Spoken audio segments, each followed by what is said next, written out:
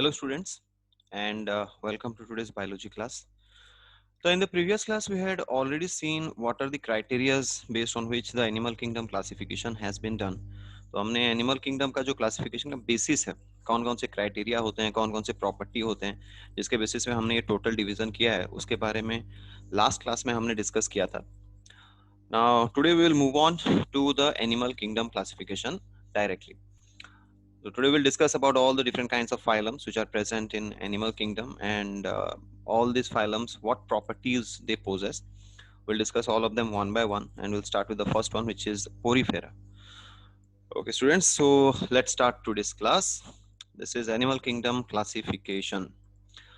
Now as I have already told you, animal kingdom generally includes the multicellular organisms. तो ये हमने पहले भी डिस्कस किया हुआ है कि ये multicellular organisms include करता है एनिमल किंगडम, और ये सबसे कॉम्प्लेक्स ऑर्गेनिजम्स होते हैं. All the animals are very complex organisms. ना ब्रॉडली हम एनिमल किंगडम को दो कैटेगरी में डिवाइड कर सकते हैं based on their cellular organisation. ठीक है, उनका लेवल ऑफ ऑर्गेनाइजेशन क्या है उसके बेसिस पे हमने उसको दो पार्ट में डिवाइड किया है. The first one is your cellular level. That means the whole body is made up of aggregates of cell. It does not have organs or tissues or organ systems. Whereas the next one is little complex form, which is organ, tissues and organ systems. Okay, so ये जो animal kingdom का पहला group है cellular level, that means body will be only made up of cell. Now remember students, there is only one phylum which belongs to this category. Okay, there is only one phylum which includes cellular level of organization. That is Porifera or the sponges, very commonly known as. Now the second group is based on the body made up of tissues, organs and organ systems. तो अगर उनका complex body है, tissue है, organ है, organ system है, तो वो second group में आ जाते हैं. नाउ अगेन इनको फिर दो पार्ट में डिवाइड किया गया है बेस्ड ऑन बॉडी सिमेट्री. इनका बॉडी सिमेट्री क्या है, बेस्ड ऑन दैट फिर से दो पार्ट हो गया. क्या पहला वाला आपका है radial symmetry, if they are having radial symmetry in the body, और they are bilaterally symmetrical, which is the next division. ठीक है, so radial symmetry means if you cut any animal through its radius or through the you can say diameter running through the center of the body, तो दोनों sides हमेशा equal होंगे, any radius. ठीक है, bilaterally symmetrical means one half will be equal to the other half, that is the right side will be equal to the left side. Bi means two, lateral means side. तो ये सब हम लोग पहले ही discuss कर चुके हैं. Now ये जो रेडियल सिमेट्री है उसमें दो फाइलम्स आ जाते हैं, Coelenterata or Cnidaria, commonly known as, and Ctenophora. Okay, so radial symmetry organisms, there are two phylums, Coelenterata and Ctenophora. Now ये जो bilaterally symmetrical organisms हैं, इनको फिर डिवाइड कर दिया गया है into three categories. They have been divided into three categories based on their body cavity. उनका बॉडी कैविटी है कि नहीं है, बेस्ड ऑन दैट फिर इनको तीन अलग अलग क्लासिफिकेशन में डिवाइड कर दिए हैं. क्या क्या है वो? If they do not have a body cavity, we call them as acoelomates. Okay, तो सबसे पहला ग्रुप आता है आपका acoelomate, जिनका बॉडी कैविटी नहीं होता. They do not have this body cavity. Only one phylum comes under that, Platyhelminthes. ये Platyhelminthes इनका नाम ही है, प्लाटी मींस प्लेट लाइक फ्लैट, तो इनका बॉडी फ्लैट होता है, तो कोई बॉडी कैविटी नहीं हो पाता उनके अंदर. ठीक है, body is completely flat. Now the second one is pseudocoelomates or having a false coelom, false body cavity. इनका बॉडी कैविटी तो होता है लेकिन उसमें टिश्यूज एंड ऑल भरे रहते हैं and is not lined with mesoderm. तो जो एक प्रॉपर्टी होता है सिलोमेट का कि the body cavity should be proper और you can say definitive body proper cavity surrounded by mesoderm, लेकिन इनका वैसा नहीं होता, कोई मेसोडर्म सराउंडिंग नहीं होता and it is filled with tissue, completely hollow भी नहीं होता. And there you will find only one phylum belongs to this category. Pseudocoelomate में एक ही फाइलम आता है, एस्केल हेलमिंथिस. ना ये जो हेलमिंथिस ग्रुप है इनको आप इजीली याद रख सकते हैं. आपका प्लेटी हेलमिंथिस जो होता है एसिलोमेट होगा, और एस्केल हेलमिंथिस जो होता है वो आपका सूडोसिलोमेट होता है. These are the only two you can say phylums which come under these two categories. And the last division is about the true body cavity having organisms या फिर true coelom. They are called as coelomates. After SQL helminths all the phylums they come under this category. SQL helminths के बाद बाकी जितने भी phylums हैं सब इसके अंदर ही आ जाते हैं, right? Which includes Annelida, Arthropoda, Mollusca, Echinodermata, Hemichordata, and the last one is Chordata. So this is how your animal kingdom has been classified. अब ये जो true coelomates हैं, annelids, arthropods, mollusks, इनको भी हम लोग देखेंगे क्लासिफिकेशन के टाइम पे कि जैसे ही हम लोग आगे आगे मूव करते हैं from annelida towards chordata, their complexity again goes on increasing. और ये थोड़ा थोड़ा इंक्रीज करते जाएगा और chordates are considered the most complex of all the animals, right? तो इसको हम लोग डिस्कस करेंगे एक एक करके फाइलम जब डिस्कस करेंगे. So this is a broad view of how this classification is done. Total कितने फाइलम्स होते हैं. And at this point, I had earlier mentioned to you कि the the phylum Protozoa was also a part of animal kingdom, but it was shifted to Protista because वो multicellular नहीं होता, वो unicellular होता है. Though it has animal-like properties, but it is not multicellular. So it was classified or it was shifted to the kingdom Protista. Okay. तो चलो एक एक करके देखते हैं. We'll start with the first phylum, that is phylum Porifera. ना phylum Porifera, ये जो वर्ड होता है पोरीफेरा, इसका मतलब ही होता है पोर बियरिंग. ठीक है. The word Porifera literally means pore bearing. Pore means holes. छोटे छोटे होल्स होते हैं इनके बॉडी में. थ्रू आउट द बॉडी बहुत छोटे छोटे बहुत सारे होल्स होते हैं, तो इसीलिए उनको बोला जाता है Porifera. Pore means holes. Ferre, this word fera has come from the word ferre. Okay. Ferre which means to have और to bear. Okay. Now commonly they are known as sponges. So this you need to understand. Sponge जो Porifera होता है वो सारे sponges ही होते हैं. No other kind of organisms will find in this category. And sponges, please do not get confused students. आपके घर पे जो आप sponge use करते हो वो synthetic sponge होता है. This is actually a living organism. ये जो sponge का हम लोग बात कर रहे हैं एक living organism है. Towards the end of the slide you will see how they look like. तो आपका एक brief idea हो जाएगा कि what this phylum Porifera literally is about. So the next point is they are marine and asymmetrical animals. तो ये marine animals होते हैं. That means they will live in salt water like seas and oceans. And the body is asymmetrical. मतलब इनके body का कोई भी symmetry नहीं होता. Cut their body through any plane. No two sides will be ever equal.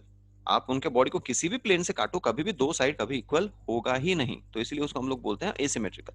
But we'll see कि some of them do possess some amount of symmetry. कुछ examples हम लोग देखेंगे. And they have primitive body. उनका body बहुत primitive होता है, multi cellular body होता है and cellular level of organisation. I had already told you कि ये एक ही फाइलम ऐसा है जो cellular level of organisation exhibit करता है. मतलब इनका टोटल बॉडी सेल से ही बना होता है, एग्रीगेट ऑफ सेल से बना होता है.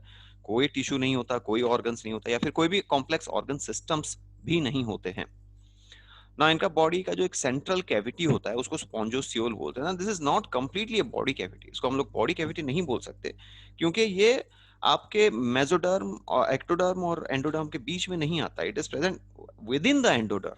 वो उसके अंदर रहता है, तो वो सेंट्रल कैविटी कहलाता है. उसको हम लोग सीलोम कंप्लीटली नहीं बोल सकते. But as because it is a cavity, नाम पड़ गया स्पॉन्जोसियोल. अब ये भी दो वर्ड से बना हुआ है, आप लोग देख सकते हैं. स्पॉन्ज, सीलोम, दोनों मिला के हुआ spongocoel. That means the coelom of the sponge. तो ये ट्रू सीलोम नहीं है. ठीक है. Just understand this is not complete true coelom. Okay. Now, conocytes line the spongiosole. एक specialized cell होते हैं जिनको हम लोग conocytes बोलते हैं. Now, these conocytes sometimes are referred to as a very rough kind of cells which are present in the inner lining.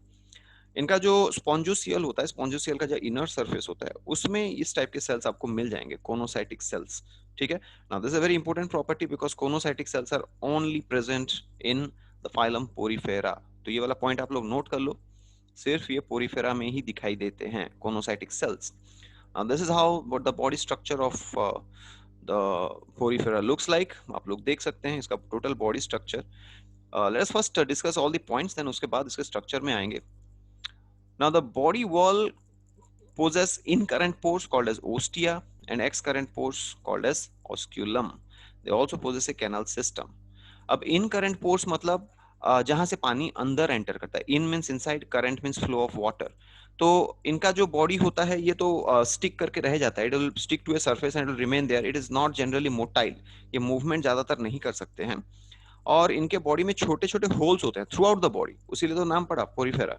So throughout the body there are small holes through which water enters into the body. Now those small tiny holes are called as ostia. नाउ पानी तो अंदर enter कर गया, अब बाहर भी निकलेगा पानी because will not stay inside the organism. तो वो बाहर निकलता है through excurrent pores. That is called as osculum. Generally osculum इनमें एक ही होता है. Generally can be there, more than one can also be there. और वो ज्यादातर ऊपर की तरफ होता है. So the excurrent pore, which is osculum, may be present towards the upper surface. Now all these ostia, they are connected by small tube-like structures. ये अंदर से internally बहुत सारे छोटे छोटे tube-like structures से connected होते हैं and they form a system called as canal system.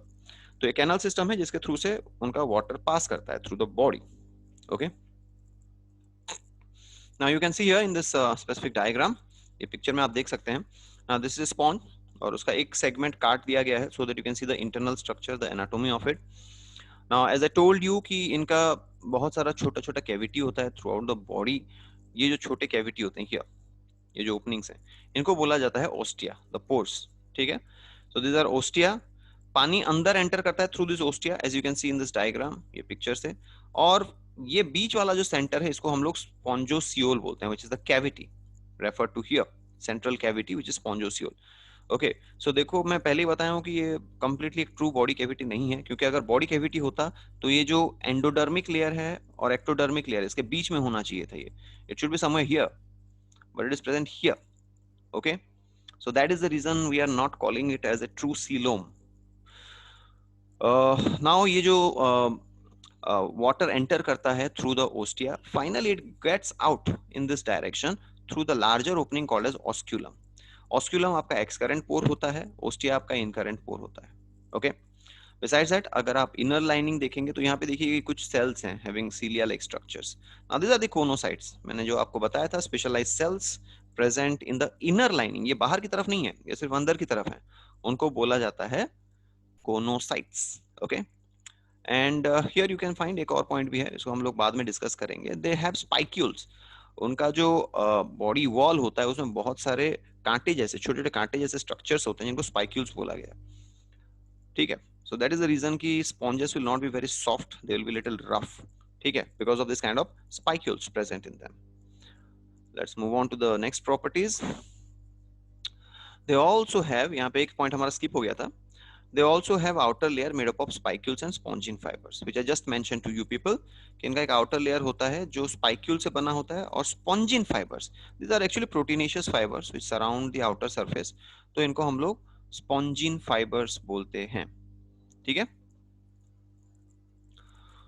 Now their sexes are not separate and are called hermaphrodites. So this is a property which is very much seen in case of lower group of organisms. You will not find this in the higher group of organisms. Remember this.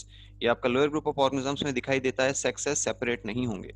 Male will not be differentiated from the female. Both of them will be present in the same organism. कभी कभी हो सकता है bisexual. और ये एक property उनका unique होता है कि they are capable of interchanging sex. मतलब they can be converted from male to female or from female to male. So that property is called as hermaphrodite. Sex is not separate, sex is not determined, and they can interchange. Okay. Reproduction generally is internal, and development is indirect, having larger larval stages, morphologically different from the adults. सो इनका reproduction internal होता है, मतलब gamete का जो fusion होता है वो inside the body होता है. But yes, there are examples of sponges जो एक्सटर्नल फर्टिलाइजेशन भी कैरी आउट करते हैं. It is not always internal, though primarily internal होता है.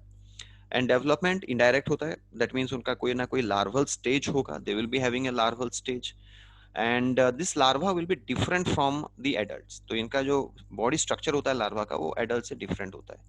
Common examples, साइकॉन, Spongilla. स्पॉन्जिला ये फ्रेश वाटर स्पॉन्ज होता है. You Spongia which is also called as bath sponge. Bath sponge because it looks like bath sponge. ठीक है, तो ये तीन नाम आप याद रख लीजिए, साइकॉन, Spongilla and you Spongia. Now this is your साइकॉन. ये पहला वाला साइकॉन है, तो इसका ही हम लोग इससे पहले वाले स्लाइड में देखे थे. अगर इसको आप बीच से काटोगे तो इसका अंदर का जो स्ट्रक्चर होगा, that we have seen in the previous slide.